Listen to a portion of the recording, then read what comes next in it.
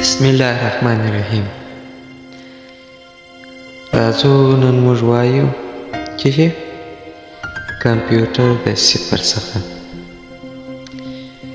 لومړی که تاسې چېرته غواړئ چې کمپیوټر زده کړئ، هر بخش چې زده کوئ په کمپیوټر کې، هغه د مخه تاسې باید په کمپیوټر کې دغه شپږ شیان وپېژنئ. په مکمله توګه باید تاسې دغه زده کړئ. هغه چې دی په لومړي قدر کې انټروډکشن آف کمپیوټر، د کمپیوټر پیژندل. کمپیوټر چې شی دی، څه رقم کار کوي، ولې کاروو، مکمله باید وپېژنو. هغه نه وروسته راځو اپریټینګ سیسټم یعنې وینډوز. هر هغه چې په کمپیوټر کې موږ انسټال شوی، هغه که وینډوز یا لینکس دې ته اپریټینګ سیسټم وایي. اپریټینګ سیسټم په بیسیک په ساده شکل سره باید زده کړل شي. ورپسې وایي مایکروسافټ ورډ. ورډ چې دی نن سبا په دنیا کې ډېر زیات اهمیت لري. هغه که شاګردان، استادان، هر څوک چې مامورین دي، ټول ورډ کاروي. هغوی ځکه ورډ کاروي چې نن سبا ورډ تاسو ته خپل معلومېږي څومره مهم دي. ورپسې اکسل. اکسل هم د ډېرو موضوعګانو لپاره په ورځني ژوند کې زموږ په کارېږي. په هر بخش کې باید زده کړل شي. پاور پوینټ هم همداسې، او انټرنیټ. تاسې باید انټرنیټ زده کړئ. څنګه انټرنیټ؟ څنګه له کمپیوټر او موبایل سره وصلول شي انټرنیټ سره، څنګه دوه کمپیوټرونه د انټرنیټ سره وصلولی شو. داسې په انټرنیټ کې باید ښه پوره معلومات حاصل وکړای شي. اوس راځو د کمپیوټر دا شپږ سره برخې به موږ په تفصیل ډول تشریح کړو. لومړی چې دی هغه انټروډکشن اف کمپیوټر دی. مخکې مو هم وویل چې کمپیوټر په مسلکي ډول باید وپېژنئ. کمپیوټر برخې دي، کومې برخې دي، هره برخه بیا ځان ته پر څو قسمه ده. یعنې مطلب مې کمپیوټر باید په اساسي او مسلکي شکل سره وپېژندل شي. دومه برخه چې ده دا د اپریټینګ سیسټم برخه ده. په دې کې باید موږ داسې زده کړو په کمپیوټر وینډوز سیسټم کې مثلا د کیبورډ د پښتو ژبه څنګه زیاتېږي، د ژبې تنظیم دی، د ماوس سیټینګ دی، کنټرول پینل په مکمله ډول. کنټرول پینل بس په اپریټینګ سیسټم کې شامل دی. په دا برخه کې کنټرول پینل باید زده کړل شي. دریم قدم کې چې دی هغه مایکروسافټ ورډ دی. اوس مثلا که چېرته موږ تاسو یو ځای یو اصطلاح ماستو، په څه شي کې په مایکروسافټ ورډ کې یو عریضه، راپور، جدول، ډیپلوم، دا هر څه په مایکروسافټ ورډ کې لیکل کېږي. که چېرته موږ خپله سی وي جوړه کړو، زموږ سی وي چې موږ جوړوو، سی وي په څه کې جوړېږي؟ په ورډ کې. داسې نور ډېر کارونه په ورډ کې کېږي. څلورم اکسل دی. اکسل لنډه به درته وکړم. اکسل د تجارت بخش کې یا هم په مالي بخش کې ترې ګټه اخیستل کېږي. یو مثال هم مثلا د یوې ادارې مالي بخشونه دي. موږ تاسې مالي بخشونه د یوې ادارې د په اکسل کې اداره کولی شو. مثلا یو اداره د یو شرکت د یو تجار غواړي چې مثلا دا میاشت کې موږ څونه مصارف وکړه، څونه شیان مو راوارد کړه، څونه صادر شول، ټول مصارفو ته په کتلو سره دا هر څه موږ او تاسې په مایکروسافټ اکسل کې لیکو. یعنې ډېر مهم دی. پسې هم راځو پاور پوینټ. پاور پوینټ دا برخه هم باید زده کړو. د محصل او استاد لپاره بیا بیخي ډېره مهمه ده.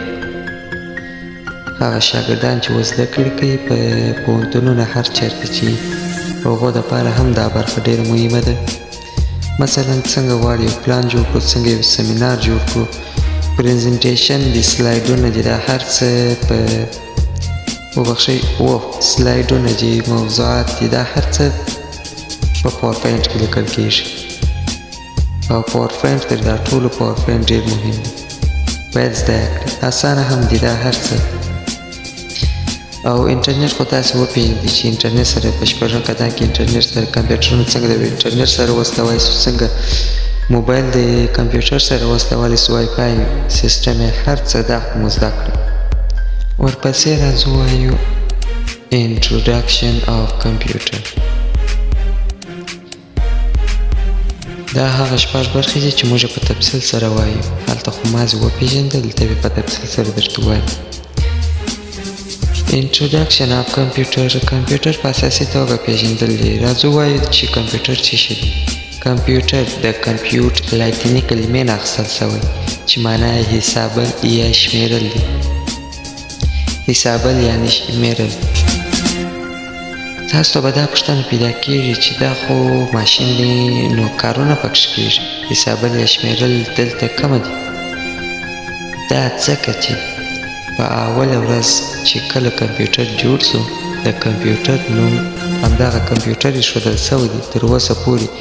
دلته د کمپیوټر معنا حسابل یا شمېرل دی.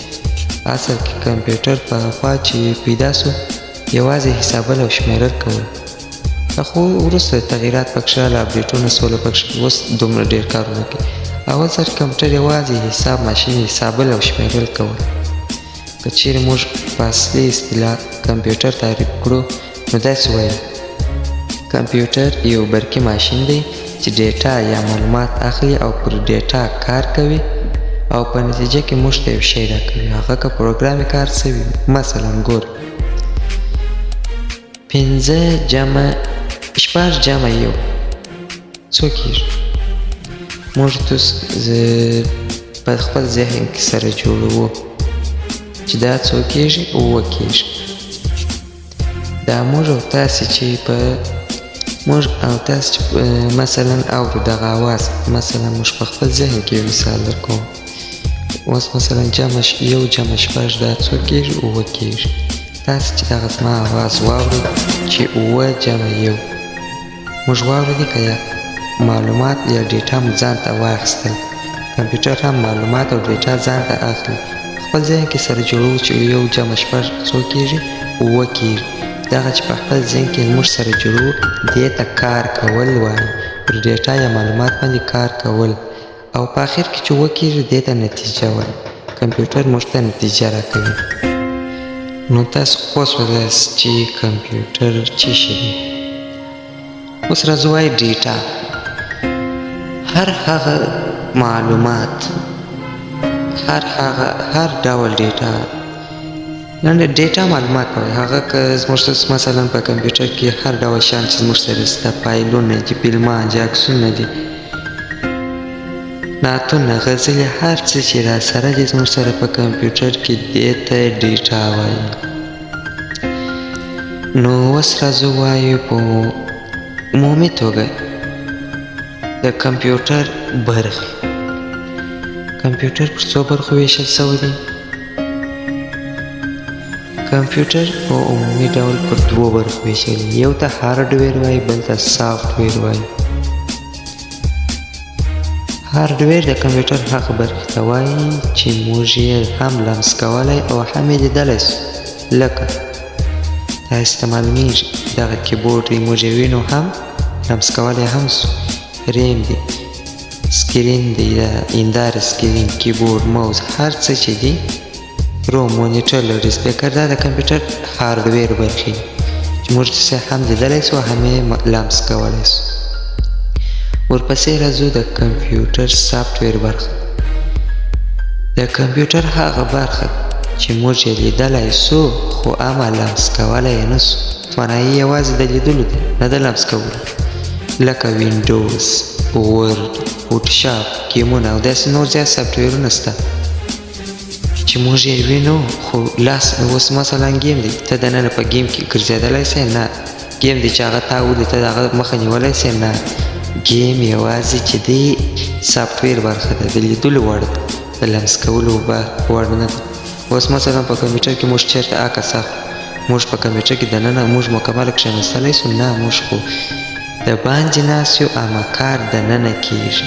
دې ته سافټویر برخه وایي. نو تاسو کمپیوټر وپېژنئ د هغه اساسي او مسلکي زده کړه هر څه مو زده کړله. راتلونکي ویډیو کې به انشاءالله موږ ووایو د هارډویر او سافټویر برخې چې هارډویر په څو برخه دي، کومې برخې دي مکمله په تشریح. نو په پای کې یو کوچنۍ غوښتنه درسره لرم که چیرې تاسو زموږ یوټیوب چینل ته نوي راغلئ، زموږ یوټیوب چینل درسره سبسکرایب کړئ او د دوستانو سره دا ویډیو شیر کړئ. مننه.